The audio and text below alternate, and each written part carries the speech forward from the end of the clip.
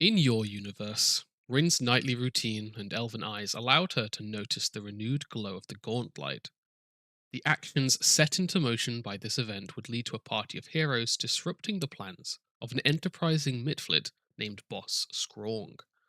In another universe, however, Rin chose a different faith and never examined the stars enough to notice the glow in the northern night sky. Never having been disturbed, Boss Skrawng completed his army of insects, and on a quiet Tuesday morning, the distant drone of buzzing insects filled the air of Atari's northern sky.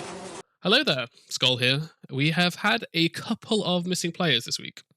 Rather than cancel the session, I wanted to make sure I still had some content to bring you, so this week we aren't carrying on with the main story, but instead I ran a what if style scenario for our three remaining players, May, Ornifex, and Sesto.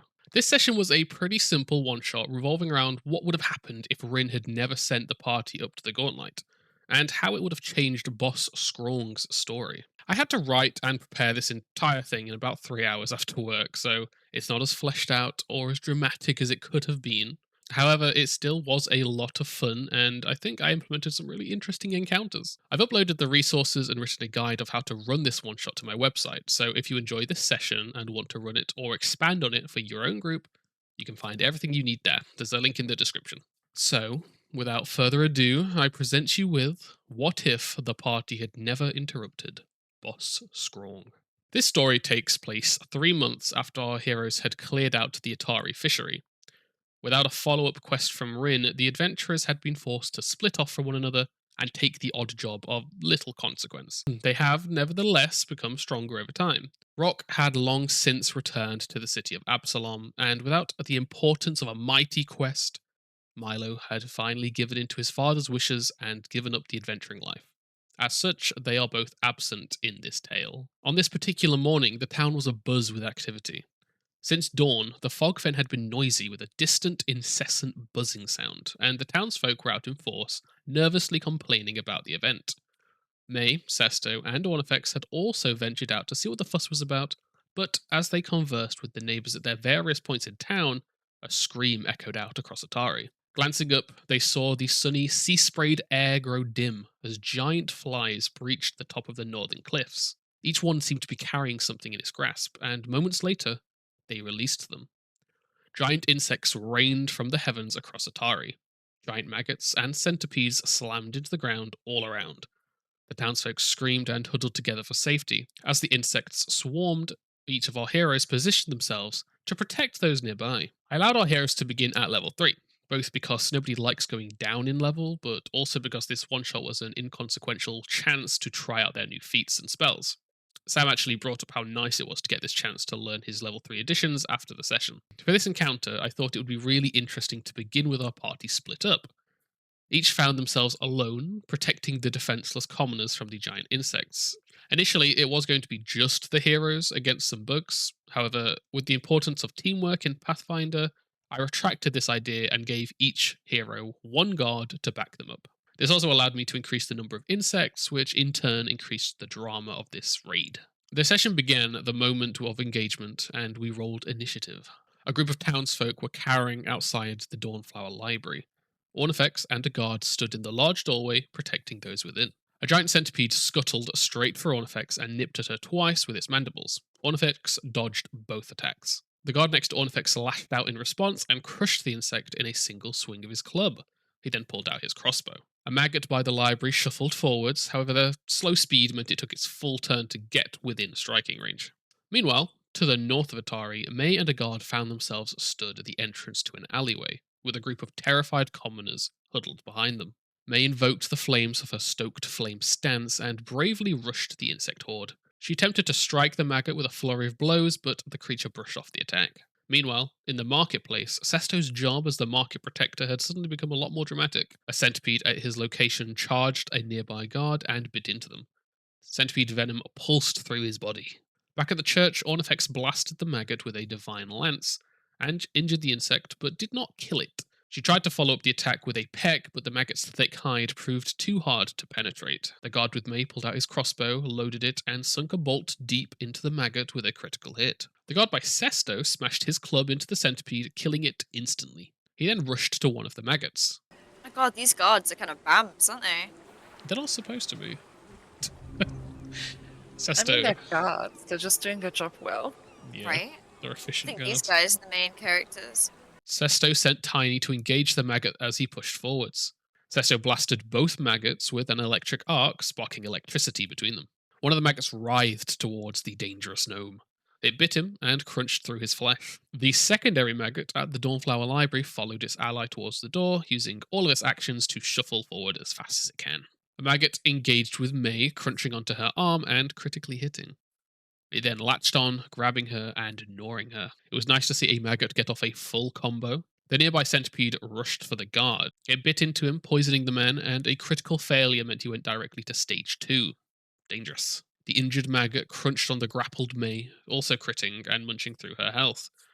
Its following attacks missed, though. Back at the market, a maggot tried and failed to bite Tiny. At the end of this first round, I felt that the combat was going well. Splitting the party into individual battles was a risky move, but it did seem to be paying off, as the group was enjoying their showdowns, and the fights didn't seem too dangerous yet.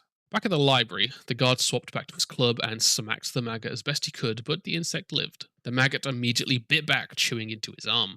He tried and failed to grab the guard before missing another attack. May was grappled and flanked by the maggots. She escaped with a critical success, but decided not to move. She then used a flurry of blows to strike out against each maggot, wounding them both nastily. Not liking her position, she fled back to the guard. Onefex sprayed the maggot in front of the guard with needle darts, killing the insect. She then tried and failed to peck at the other one. The guard in the alleyway swapped to his club and crushed the centipede to death. He then swapped back to his crossbow. Unfortunately, his sickness got worse and he took substantial poison damage. The market guard struck the maggot critically and killed it. He then moved into position to help Sesto. Sesto had Tiny move into flanking and the Eidolon lashed out at the maggot.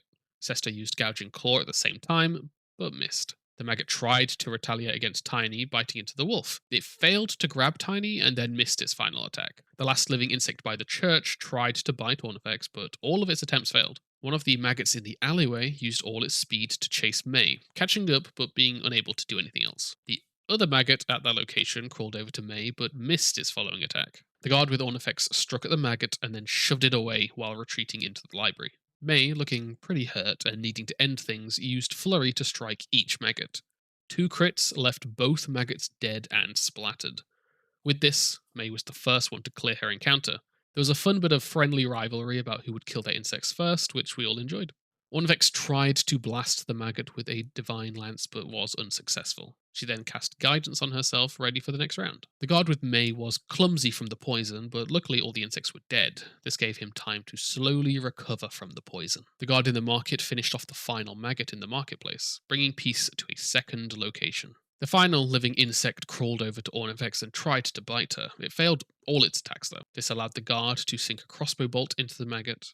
Ornifex finished up the fight by bursting the maggot with a critical divine lance. Over the next few moments, the sound of panic and combat quieted throughout Otari, as seemingly all the insects were slain with minimal casualties. An uneasy peace washed over the town, but before long, a town meeting was called. I think this initial combat went rather well. Having them split up did worry me slightly, and I think having the backup guard was definitely the right choice. However, these mini solo encounters worked well to set the tone of the one-shot while also giving our players some friendly competition to see who could slay their insects first. I've always enjoyed running a small-scale intro combat during a one-shot, as it gives the players a chance to understand their characters and feel out the vibe of the upcoming story. This combat only took 20 minutes, so it wasn't disruptive to the pacing, and by having them spread out and isolated, it allowed our players to understand narratively that they have been separated since the first time they met in this timeline. Our heroes and the rest of town gathered as Mayor Menhemmers addressed the town. He spoke about the unexpected attack and asked if anybody knew the reason or the source. Some townsfolk called out that they saw the flies come from the northern cliffs and that they had retreated in that direction also. If they retreated there, then there must be more. We need volunteers who are willing to head into the swamp and find what's happening there. Or any brave fighters or guards within our town willing to look into this for us. Several guards stepped forward to volunteer, as well as Gregory Suresh, Yin Yasmira, and Rin. The heroes were still separated at this point, but as they each volunteered, they recognized each other from the fishery incident. I'm pretty handy with my fists, but I'd need someone to check me over first. Feeling pretty wounded over here. I will raise my hand. I may not be a warrior, but I can certainly help you with the treatments. Oh yeah, if I remember, you're pretty handy with that medicine kit, right? Yeah. I will scurry over wherever you are standing and already taking a look at you. Oh my god, you really hurt. Wow, what a thing to say as a doctor, reassuring your patient, like, oh my god, you're dying. Walk over. Holy shit. But you will be fine. I will just start patching you up now. You have no choice in this. Ornifex used to treat wounds to fix up May, as Sesto also volunteered. A lot of people. As the quote-unquote god of the market, I would also like to volunteer. I mean, Tiny can expand our guarding up north. Or scouting, whatever you want to call it. Well, yeah, they came on your turf. I think it's only fair you go back on theirs, right? With a pretty large team assembled, they planned to meet atop the cliff and head north into the swamp. May pressured for some supplies, and Ren offered some potions. I'll provide you with some potions. Oh, you're a good one, aren't you? I mean, look at the state of me. It seems like I need it. One fight.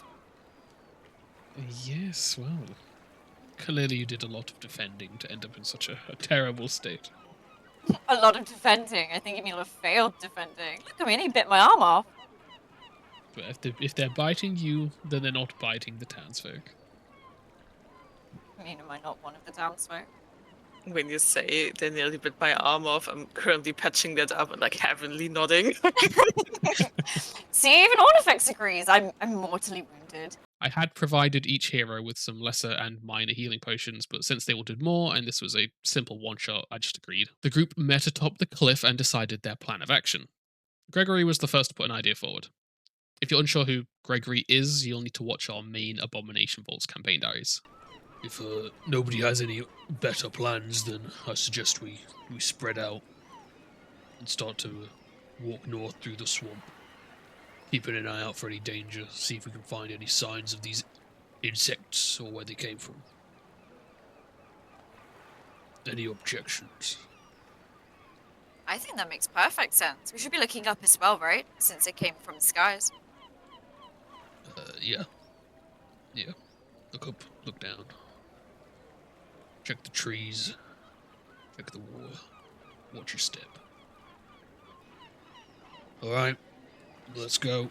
With no counter-proposal from the party, the group spread out in a line and began to march through the swamp in a northern direction, missing persons style. I debated adding a search mechanic here using the victory point system, but due to the time constraints of a one-shot, I decided it's best to leave it. If I was running this as part of an actual campaign, or if we had played for a bit longer, I definitely would have added this though. Something where the party makes checks or uses items or spells to gain victory points.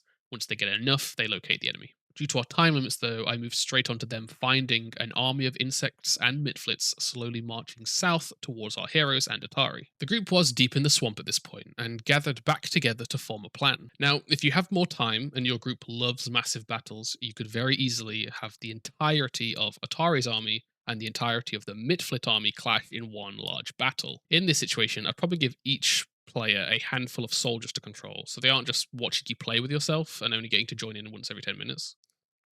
Probably could have worded that better. However, in most cases, due to the time limits or to make the battle less overwhelming, I'd split the fights into 3 groups. Your party, and maybe 1 or 2 NPCs, face the middle chunk of the enemies, including their strongest combatants. Meanwhile, one group of NPCs faces a chunk of enemies to the left, and the other faces a group of enemies to the right. You can figure out who's going to win these other battles ahead of time to increase the drama. However, in my case, I had them just sort of do their thing while I focused solely on our heroes. It is about them after all. Because I already knew I wanted this split battle approach, I had Rin recommend the strategy of splitting into 3 teams. Since this suggestion came from a well-trusted NPC, they were much more likely to agree with it. Have you seen them up ahead? Yeah, it's like my dad's fat compost heap. I've not seen insects like it. Aye, mitflits too, so they're likely the ones that are carrying this out. Yes, Mitflis are known for their relationship with large bugs, so it's a good call. What do we suggest we do then? They're heading this way. There's a lot of them. Do you reckon we can take them all on? Probably not, right? Perhaps if we can break them into smaller groups. If we split into a couple, like three teams, and then potentially we can draw the attention of a small group each. Make it much more manageable than an all-out brawl. There was a longer period of roleplay as the groups split into 3 teams, and they discussed the battle ahead. Our heroes agreed to this battle plan, and soon after we rolled initiative with our party and Rin taking center stage of this battle. By the way, the battle map is by Dice Grimorium on Patreon. Go follow them and subscribe to them because, as you can see, they make beautiful maps. Ornifex kicked us off as the Mitflit army began to charge. She began by casting Runic Body on May and moving through the swamp towards the enemy. May followed up by drinking a health potion and entering her Stoked Flame stance. She then pushed up into the swamp. The Scorpion charged through the swamp. It annoyingly had to take a second stride action to get within range of May, and then it thrust into her with its stinger. It hit her, tearing away the health from the potion and then some. However, she did resist the Scorpion's venom. Zesto boosted Tiny and sent him charging towards the Scorpion. Unfortunately, both his attacks missed, though. The giant centipede scuttled through the swamp and lunged for Tiny. It hit him weakly, and Tiny saved from the following venom. One of the Mitflits was mounted on the back of a giant fly. Tactically, being mounted isn't always a good idea, as it kind of kills the action economy of both creatures, and they share a multi-attack penalty. However, it is a very good idea for getting slower creatures into combat. The Mitflit used Control Animal twice to have the fly carried across the battlefield into flanking on May. Typically, this calls for a skill check, but since the entire point of this group of Mitflits is to train up giant insects, I gave it an automatic success here. The Midflit then stabbed May in the back. Rin went next, and I wanted to keep her mostly as a support character during this fight, as she is higher level and could have stolen the show a bit if I'd let her. Luckily, her spell list supports this quite well, as she has very few offensive spells. She moved next to Ornfex and then cast a heal spell on May, returning her to full health. The final Mitflit ran through the swampy water using all its actions to hurry over and join the fight. Ornfex used a Haunting Hymn cantrip to blast the mounted Mitflit and its fly with sonic damage. The fly took its damage, but the Mitflit critically succeeded and ignored the damage. She then put a shield spell on herself for some added protection. May used her flashing spark to swing for the fly, but missed. She used a second flashing sparks on the Mitflit, making use of the sweep and forceful trait to instantly kill the gremlin. She then moved away from the giant fly. The Scorpion thrust its stinger at May, utilizing its 10-foot reach to stab her, but once again she fought off the poison. It then successfully struck Tiny with its pincers, dealing damage but being unable to land the following grab. Sesto hurried forwards as Tiny pounced at the Scorpion, dealing some good damage. Sesto then blasted both the fly and the Scorpion with an electric arc cantrip. The centipede nipped at Tiny but missed twice. It then moved on, looking for easier targets, and settled for rushing towards Ornifex. The giant fly, now no longer being used as a mount, flew for the gnome that had just zapped it. It bit into him and infected him with flypox. However, that has a long onset period and won't take effect during this one shot. To end its turn, it flew straight up 30 feet and hovered above the ground. Rin tried to deal with the lesser enemies and struck back at the Mitflit with a ray of frost. This injured the gremlin but didn't kill it. She then moved away from the fly. The Mitflit invoked its vengeful anger and rushed for Rin. It tried to stab at her but failed. At the end of this round, I had the 2 other groups clash with their chunks of enemies. As I mentioned before, you can figure out who's going to win these battles ahead of time and slowly remove combatants over time. However, I didn't have the planning time to do this, and we chose to leave them in this cinematic-like state, fighting off to either side. Ornifex stepped away from the centipede and cast another Haunting Hymn, this time blasting the centipede and the fly, for a small amount of damage each. May rushed towards the Scorpion and smashed into it with a flashing spark. Thanks to the Runic Body spell, this did pretty substantial damage. The Scorpion retaliated by trying to sting May, but failed. It also missed a pincer attack and then stepped back, keeping them within its reach but staying out of theirs. Sesto didn't want to give the Scorpion any breathing room though, and after he drank a healing potion, he demoralized the Scorpion with an intimidating stare. A critical success left it frightened too as Tiny moved into position. The centipede scurried after Ornifex and bit into her. She passed the save to fight off the poison and dodged a second attack. The giant fly descended from the sky and hovered just above Sesto. It bit into him with a critical hit, which reduced him to dying too. It then moved into flanking on May. Rin moved away from the enemies in order to get into an advantageous position. She then cast Gust of Wind through the centipede and the Mitflit. A critical failure on the Mitflit's part left it thrown far away and dead. The centipede, however, was not pushed, but it also couldn't move closer to Rin. This was ultimately unimportant, though, as Ornifex cast Heal on Sesto and then killed the centipede with a well-placed beak strike. May chased down the scorpion and finally slew the insect with a critical flashing spark. The only insect remaining was the giant fly. Due to time constraints, I had originally planned for this fight to last 4 to 5 rounds before Rin sensed a huge creature burrowing beneath them towards town. If the fight had still been going strong, she would have told our heroes to retreat to Otari in order to save the townsfolk from this ambush. Since they had been so successful, however, I had the fly realize its masters were dead and flee into the swamp. This gave Rin a moment to sense the burrowing creature and warn the group. Rin is going to look down into the ground with a strange intensity and then almost like panicked look up.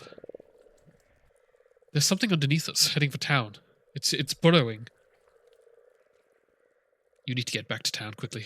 I'll stay here and help the rest of them. You need to run. I guess we run. Yeah. Yeah. This next encounter is a race back to town using the chase subsystem. This was my first time running one of these, and honestly, while I did enjoy it, I think I was too rigid in my planning, as upon reflection, it was much too difficult for only 3 heroes to beat. I split the path to Otari into 5 checkpoints, with a split in the middle. These checkpoints were deep swamp, shallow swamp, forest, either cliff or road, and finally, town. I had decided a number of successes and skill DCs ahead of time, but I think this was a mistake. Being prepared is fine, but I should have adapted them upon seeing the choices my players made. As part of the urgency and risk of the scenario, I also gave some sections drawbacks. Temporary debuffs or detriments for failing a check at a certain location. I'll go through this step by step, giving examples of when I made mistakes and how you should change things. The first location was the deep swamp. I said this is our group's starting point, and they needed 3 successes to progress. I allowed them to make a trained DC athletics or survival check to run through the swampy water, or an easy expert DC occultism check to guide the group past the wisps and monsters of the swamp. The drawback for this location was if a hero fails an attempt, they become frightened 1 until after their next skill check attempt. Ornifex rolled first and failed her athletics check. She became frightened 1 and no progress was made. Sesto made a successful survival check, giving the group 1 success. May went last, rolling a successful athletics check and giving a 2nd success. At the end of this first round, the burrowing creature moved 1 space. With only 2 successes, the group was still stuck at location 1, and as such, had to keep making checks there. May went first this time, and a successful athletics check let them move up to the shallow swamp. The shallow swamp required only 2 successes, and the skills I presented them with were, once again, trained DC, athletics, or survival, but I swapped the occultism with an easy expert DC in nature, to represent the lack of occult monsters in this part of the swamp and instead the threat of dangerous insects. The drawback here was slipping and becoming too slippery to take the cliff option further ahead. May had already had her turn, which left Sesto and Ornifex to go. Ornifex used nature and succeeded, giving them a victory point and removing her frightened. Sesto asked to use intimidation to scare away the animals in the swamp, instead of using nature. I allowed this, and another success allowed them to progress to the forest. The forest needed 2 successes, but in hindsight, I probably should have made this only 1 success. Both because the group only had 3 members, but also because the forest was really of little threat and shouldn't have slowed them down all that much. The drawback here was 1d4 of slashing damage as they sprint past the thick foliage. The skill checks I presented here were the same as the shallow swamp. However, I reduced the nature check to allow it to just be a trained DC, as the wildlife became less dangerous. As this was the end of the round, the enemy moved up to the cliff checkpoint. Ornifex rolled nature, but a failure meant no progress and a small amount of damage for her. May used athletics, and a success gave them a victory point. Sesto used intimidation again, allowing them to move on to the next area. I gave them a choice here. They could either take the cliffs, which would be a harder DC but less successes needed, or they could run along the road, which would be an easier check but require more successes. I made a pretty bad mistake here by not adjusting things on the fly. While May and Ornifex took the cliff route, Sesto acknowledged his fear of heights as a reason to go along the road instead. Having the group split up is absolutely fine, as long as you're adaptable. The cliff needed 2 successes at an expert DC. The road needed 4 successes at a trained DC. By allowing Sesto to go that way on his own and not adjusting the number of successes, I accidentally locked him out of succeeding. This is simply down to my own inexperience. On his own, he can only progress this path once per round, meaning I'd inadvertently made it impossible for him to succeed. It is safe to say that this was definitely a learning experience for me. On the cliff, Ornifex referred to her heritage feature as a Skyborn Tengu. She can't take full damage. Armed with this information, I gave her an automatic roll-free success as she simply jumped down the cliff. May tried to climb down the cliff using athletics, but a low roll meant that she failed. Sesto had the choice of either an athletics or fortitude saving throw. He chose the save, but failed, meaning no progress was made. With this, the enemy arrived at the Crook's Nook Tavern, where the rest of the townsfolk had retreated for safety. Since the enemy got here first, I didn't want this to be a straight loss. Initially, my plan was to give the heroes one round of prep for each stage they had beaten the enemy by. Instead, for each turn it took them to get here, the Midflits would have already killed one townsfolk. It took 2 additional rounds for May and Ornifex to make it. They got stuck on the cliffs for a while, but quickly passed through the town checkpoint, which required 2 successes of either Athletics, Society, or Otari Law. Sesto was still on the road at this point, but as this was my fault, I allowed him to catch up. I didn't want him to be punished for my mistake, so I had him begin the next encounter with the others, just slightly behind them. As our heroes arrived at the Crook's Nook, they could see a horrifying sight. An enormous maggot had partially burrowed out of the ground before exploding, allowing Boss Skrawng, his pet Bite, and several other allies to emerge from the corpse. 2 Midflits had already hurried into the tavern before the party had arrived and were in the process of killing the commoners within. 2 were already dead due to the time it took our heroes to get here, and our heroes could hear the screams within. The expectation was clearly to save the villagers. However, I think because our players acknowledged that this was a one-shot and an alternate timeline, they felt the stakes weren't quite there. One of our players even joked after the game that they just wanted to enjoy the fight, as saving people in this timeline didn't actually matter. It's not canon, fuck the villagers. Damn. Am I wrong? I'm going to put that at the start of the video, so everyone thinks I think the dedication to saving the townsfolk will vary from group to group, though. It's worth noting, I gave Boss Skrawng the elite template for this encounter. This brought him up to the party's level, at least. Ornifex kicked off the encounter by casting Bless. Without multiple rounds of sustaining, the area isn't particularly big, so this would become more useful in the later rounds. Boss Skrawng was mounted on the back of Bite and laughed as the heroes approached, confident that his plan would be successful. You can't possibly think that you could stop me now. It's too late. Those within the tavern will be dead, and this town will be mine. He fired a dart at Ornifex, which missed due to the distance, and then had Bite charge forward.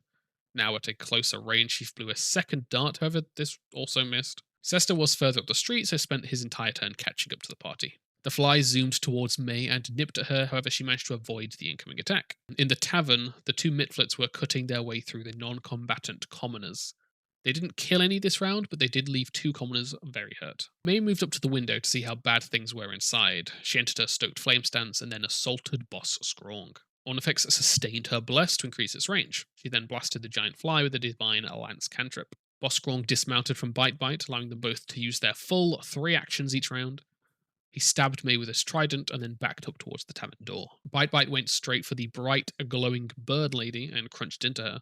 Only one of his attacks hit, though. Sesto had Tiny Beast charge towards the fly, however the fly avoided the attack. Sesto followed this up with a Thunderstrike spell, which did impact the fly for full damage. This wasn't enough to put it down, though. The giant fly retaliated by biting back at Tiny. It then flew over to Sesto and bit him too. Since a summoner and their eidolon share damage, this was a pretty nasty round for Sesto. The Midflits in the tavern killed another commoner, and then rushed towards the others, chipping away at the survivor's health. May pursued Boss Skrawng and attacked him. She dealt a bit of damage and then moved up to another window to see how things were going inside. Ornifex sustained her bless to increase its range further, and then cast heal on herself, fully returning herself to full hit points. Boss Skrawng continued to skirmish with May. He dealt a bit of damage to her and then fled into the Crook's Nook.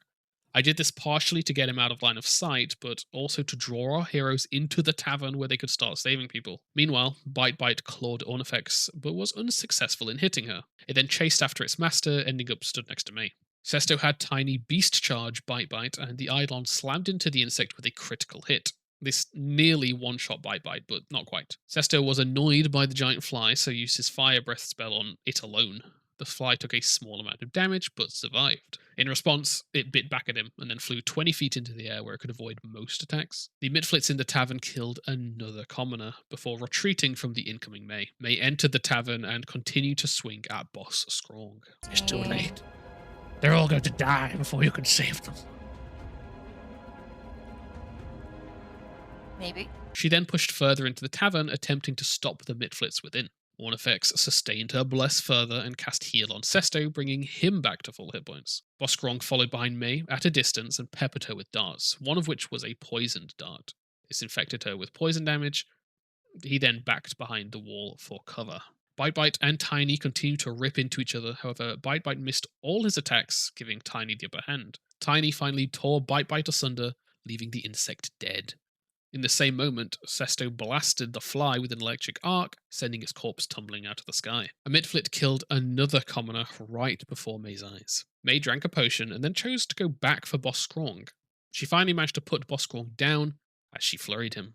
The death of their great leader made the midflits panic and begin to flee. One ran out of the door just in time for Ornifex to blast it with a Divine Lance, and for Sesto to cast Animal Form and rush over, ripping the gremlin to pieces. The other midflit didn't get much further as the group surrounded and destroyed the fleeing enemy. With this, Otari was saved. There had been some losses, so instead of the triumphant cheers and celebrations that I had planned to conclude this one-shot with, the townsfolk sighed with relief and thanked our heroes for saving them with thankful sobs. Despite the tragedy, I still wanted our heroes to feel like heroes. I also described the rest of the Otari army emerging atop the northern cliff to a cheer of victory, only for a blue, haunting glow to fill the evening sky. And that was it for our session/one-shot. I think my players had a good time with this, even if they didn't take it super seriously. Sometimes it's nice to take a break from the seriousness of a campaign and just goof about, so I don't really blame them. They said after the session that getting the chance to test their level 3 features was really nice, and that it was fun just to roll some dice without too much consequence. Hopefully this worked as a fun alternative to our usual Abomination Vaults story. I wanted to make sure I at least had something to put out for you. We'll get back to our regularly scheduled programming with the next episode, I'm sure. If you want to run this one-shot yourself, you can find a link in the description to everything you need to do just that. You can also join my Discord if you ever have any questions or want to reach out to me directly. If you enjoyed this session or this style of content, then please like, comment, and subscribe, as it really does help a small channel like mine grow. With that, I'll see you next time. Bye.